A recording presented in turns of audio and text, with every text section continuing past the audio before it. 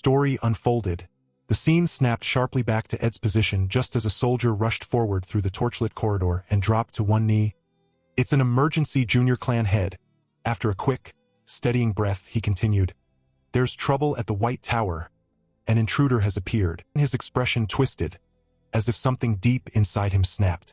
His jaw tightened, teeth grinding audibly, while irritation and fury surged across his face. Though his face slowly settled into stillness, this intruder wasn't reckless. Far from it. Whoever had infiltrated had killed only the bare minimum number of soldiers required to pass unnoticed. Even the troop placements had been subtly manipulated, arranged just enough to avoid raising suspicion. Then, without warning, Ed's eyes widened as a sharp realization struck him. No way? The truth slammed into him in an instant. Ed's mind flashed to one person alone. His face contorted, eyes flaring with murderous intent as he ground out through clenched teeth. It must be his doing. Theo Ragnar. But just as quickly as the rage surged, it flickered and cooled. His expression smoothed over. Meanwhile, the soldier continued desperately, unaware of Ed's shifting calculations. "We should increase the guard and tighten the investigation. We'll be able to catch him in no time." "No need," he said simply. The soldier blinked, stunned into silence. Ed looked toward the gathered forces, his eyes narrowing slightly. "Change of plans," he ordered. "Leave only a minimum force at the White Tower and withdraw the rest." The soldier's face drained of color, panic setting in immediately. But, my lord, if we do that, the power of the ancient dragon might be stolen." Ed stepped forward. "That's the whole point." The soldier looked completely bewildered, unable to comprehend why his master would leave such a treasure open for the taking. Ed did not bother looking back. His gaze was already fixed on the distant horizon, where the White Tower's silhouette pierced the sky. The intruder is most likely that brat, Theo Ragnar. He will surely conquer the White Tower, Ed whispered, eyes glinting, and return after seizing the power of the ancient dragon. As if sealing his resolve, Ed raised his gloved hand high. In an instant, 3 dark figures materialized from the shadows behind him, heads bowed, awaiting his command. With that twisted smile curving further beneath the dim torchlight, Ed finally revealed the depth of his true intent. "If we can't conquer it ourselves, we'll just let him do the work and then steal the power of the ancient dragon from him." "Ian," he called out.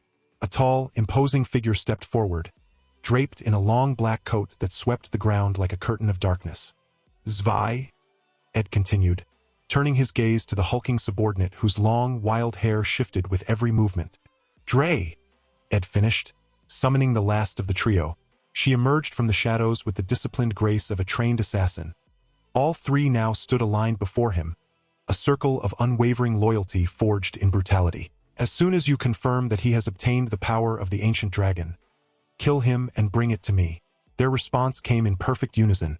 "As you command." The scene shifted sharply to the rugged terrain around the White Tower. "We must find him," one soldier shouted, his voice cracking. The commander regained control instantly, barking orders as he split the squad. "You 3 search around the tower. The rest of you come with me. We sweep this side." As they marched away, their torches flickering like scattered fireflies, Theo watched them from the shadows. Eyes cold, movements controlled. He turned and walked in the opposite direction, slipping deeper into the darkness like a blade cutting between the seams of the night. Now disguised in a Troivan uniform, Theo lifted his torch, the hood and mask concealing his identity. To think they'd fall for that so easily, he thought. It made things easier, but he stepped over the rocky terrain, analyzing everything with silent precision. There was no countersign for identification, and no additional troops either. He looked toward the looming structure, realization settling deeper. No, the security itself is getting sloppier to begin with. The tower rose above him, a massive, spiraling giant carved from white stone and ancient power, its form dominating the frozen landscape. As Theo approached the entrance, unease curled in his chest. "It's as if," he thought, staring up at the broken balconies and arched pathways, "they're trying to lure me in." A sudden blue holographic window flickered into existence before him. "You have discovered Relic of the Ancient Dragon, White Tower." The notification dissolved into particles of light as Theo ran his hand along the stone base, searching for concealed traps or wards. Even if that's the case, he thought as his fingers pressed into the cold surface. It doesn't matter. The stone responded instantly. A violent, brilliant glow erupted beneath his palm. Theo's eyes widened in shock as the relic pulsed with radiant energy, white aura flaring outward in a blinding wave that bathed the ruins in light. The glow intensified, forming a shimmering path that split the stone and carved open a hidden passage. Theo's silhouette stood framed in the radiant gateway.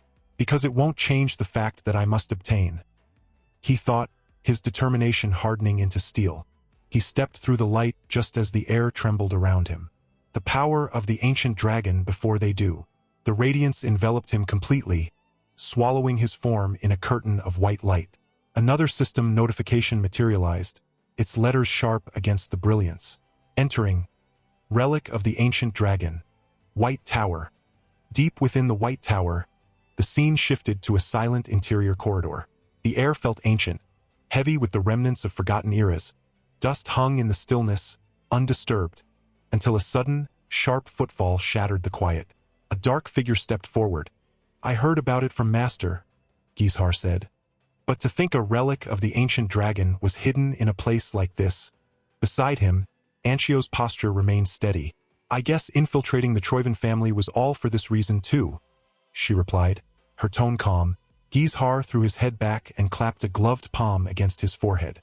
A booming laugh tore from his chest, as expected of the Chosen One. Gizhar shouted between breaths, but Anshio didn't smile. Even though the title of Chosen One carries weight, she said, her voice cutting through his mirth with cold clarity. Do you honestly think you could achieve something like this even if you were the Chosen One? Gishar's laughter tapered off, replaced by a sly glimmer in his eyes. Well, we did find his military uniform as evidence, he admitted, shrugging as if the detail amused him. But it was discarded way too obviously. Don't you think he's trying to lure us instead? Anshio shifted her gaze forward again. It doesn't matter what his intentions are, she replied, ice in her tone. We only need justification. Let's go, Gizhar, she instructed, her voice firm and final. We need to set the stage before he returns. I'm not leaving, he said, unwavering. His voice held no room for negotiation. I'll wait for him to come out of the tower. Anshio halted mid-step and slowly turned her head back toward him. What? She asked. Gizhar held his blade before him, the steel catching what little light pierced the corridor. He stared at his reflection. Aren't you curious? He murmured, his tone sinking into something unsettling, almost gleeful. I want to see. His lips peeled back, and the grin that spread across his face was no longer human. His eyes widened, feverish and predatory. What kind of face he'll make when he dies? Inside the White Tower ruins, the world vanished behind a blinding radiance. The brilliance flooded every surface, swallowing stone, air, and sound in an overwhelming sea of white. For a moment, Theo could see nothing, only the burning glow pressing against his eyelids. He raised an arm to shield his face, squinting through the haze as he muttered under his breath, Ugh, trying to steady his vision while the piercing light slowly receded. Towering pillars of pale stone rose toward a ceiling so distant it disappeared into light, and multiple floors spiraled upward like layers of a colossal ancient labyrinth. The chamber expanded infinitely above him, his fingers tightened around the hilt of his weapon. Every instinct ordered caution. His eyes sharpened. I can't let my guard down, he thought, feeling the immense pressure of the relic's atmosphere weigh on him. Since this guardian received the most power from the ancient dragon, it must be a massive and ferocious beast, he told himself, bracing his stance as anticipation coiled through his body. Something worthy of guarding the relic. Then, from within that passage, two glowing red eyes flared open. They cut through the darkness like twin blades. A low, sharp sound echoed. Theo reacted instantly. His grip tightened, his posture sank into a combat stance, and his gaze locked entirely on the emerging presence. Every muscle readied for a clash that could break the very foundations of the tower. But when the figure stepped out of the shadows, Theo's breath hitched. Not from fear, but from disbelief. Out onto the stone steps waddled a tiny dragon-like creature. Finally, you've arrived, the small dragon declared, its voice echoing across the hall with unexpected clarity and enthusiasm. Theo blinked, stunned. as the creature puffed out its chest. "The chosen one!" it cried, its high-pitched voice bouncing off the towering walls. Before Theo could process what he was seeing, the little dragon scrunched its face into a pout and launched into a tirade. "Just a moment ago, some weirdos were trying to infiltrate using demonic spirit poison. Do you have any idea how annoying it was to stop them?" Theo stared, completely frozen. His mouth hung open, sweat forming at his temple as he tried to reconcile the monstrous guardian. The little dragon didn't seem to notice his shock. Instead, it flailed its arms wildly. "This tiny thing is the guardian who received the most power?" His disbelief only deepened. He turned slowly toward his mana beasts, pointing helplessly at the miniature guardian while sweat trickled down his face. "Hey, are you guys sure this is the one you were talking about?" "He looks so." Before he could finish, the fairy dragon met his gaze with sharp seriousness. "Don't judge by appearances, chosen one," it warned, its tone leaving no room for argument. The griffin studied the tiny creature with a cold, judgmental stare before muttering dryly. "Even though you look like a pretty boy yourself, always rambling about being a successor and whatnot." Theo lunged instantly, clamping both hands over the griffin's beak as it squawked in protest. Watching it struggle, he thought with disbelief. To think all the guardians were terrified of this? Just then, the tiny monster perked up again, suddenly cheerful as it waved its little arms in greeting. "Oh right, where are my manners? I forgot to introduce myself. I am Karatasukis," it declared, its voice swelling as though it spoke for an entire army rather than a body no bigger than Theo's palm. "The most loyal subordinate of the great ancient dragon, the one who inherited the greatest power, and the guardian who protects the gates of the pantheon that connects to other worlds." As if this monumental statement required a friendly balance, Karato lifted a small hand and added brightly, "Just call me Karato for short."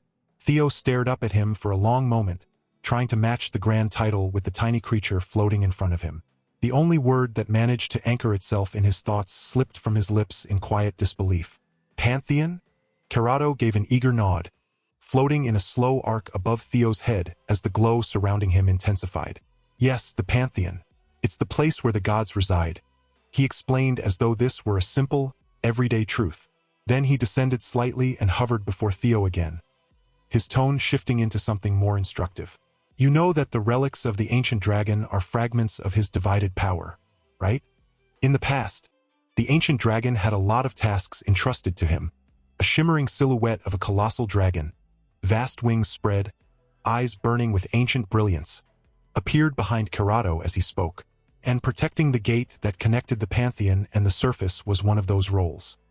And the one who inherited that sacred duty, the steadfast servant who perfectly preserved the ancient dragon's power, is me, Karatasukis." Theo gazed at him with furrowed brows as his thoughts churned. "Gods, I've only ever read of them in ancient texts," he muttered inwardly before raising his voice. "Do those beings truly exist, Karato?" Before answering, Karato repeated his name one more time with ceremonial precision. "Karatasukis." Theo attempted the syllables with visible hesitation. "Ku, Karatasukis?" The effect was instantaneous. Karato lit up like a festival lantern, spinning in midair with relentless enthusiasm. "Yes, did you call me just now?" Theo pressed a tired hand to his forehead as he watched the tiny creature twirl in circles, muttering silently to himself. This guy isn't sane either. But he forced himself to remain patient, eventually addressing Karato again. "Right, Karatasukis. Tell me, do gods really exist?" Karato hovered until he was close enough that Theo could see the reflection of his own face in the guardian's gleaming eyes. With arms extended dramatically, Karato replied, "Of course. Isn't it familiar to you as well? If I mention the messages that only you can see, does something come to mind?" Theo froze where he stood. His heart lurched, his breath faltered, a chill ran up his spine. The system windows, the impossible blue screens only he could see since the trial began, flashed through his mind in a dizzying cascade. The dungeon notifications, the mission prompts, the rewards, every moment resurfaced at once. Karato hovered before him, eyes narrowing with a piercing, knowing gleam. "That is exactly," he said, his voice now carrying the weight of a final revelation, "where the trial ends. What's your prediction for the next chapter? Comment it below and hype the video if you enjoyed it. Smash like, subscribe, and stay tuned for more recaps. Explore this channel or head to Panel Pursuit for even more. Cheers!